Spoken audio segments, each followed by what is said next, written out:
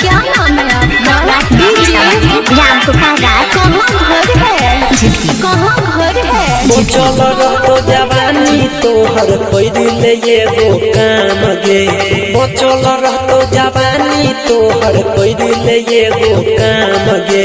छुटन दोनों छौड़ा के छौड़ी सीन करैल समान गे। छुटन कोनो छौड़ा के छौड़ी सीन करैल समान गे। वो चल रहो जवानी तोहर कोई दिल एगो काम गे। वो चल रहो जवानी तोहर कोई दिल एगो काम गे। छुटन कोनो छौड़ा के छौड़ी सीन करैल समान गे। छुटन कोनो छौड़ा के छौड़ी सीन करैल समान गे। साई रिकॉर्डिंग स्टूडियो दिल्ली।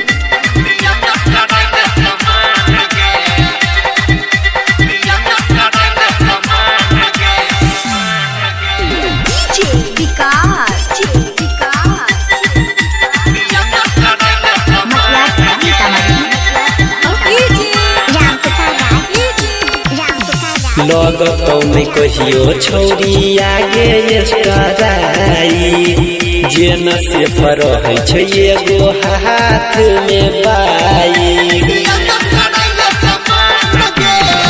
लगतौ नहीं कहियो छौरी आगे कराई।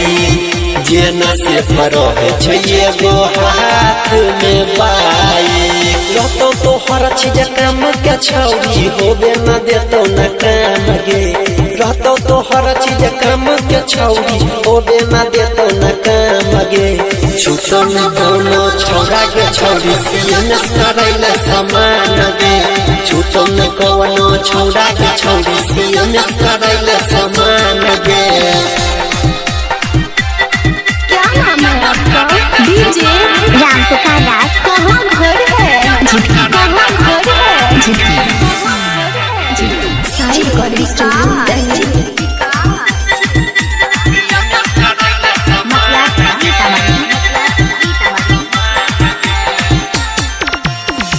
मजा नहीं लेतो कोनो सटाई के छतिया। यादव अनिल कहै छौ मानी ले बतिया। मजा नहीं लेतो कोनो सटाई के छतिया। अंकित बाबू कहो मानी ले बतिया। परवीन हनी से रही है दूर तबे रहबे काम के। परवीन सनी से रही है दूर तबे रहबे काम के। छुटन कोनो छौड़ा के छौड़ी सीन करैल समान गे। छुटन कोनो छौड़ा के छौड़ी सीन करैल समान गे। कहाँ घर है? कहाँ घर है?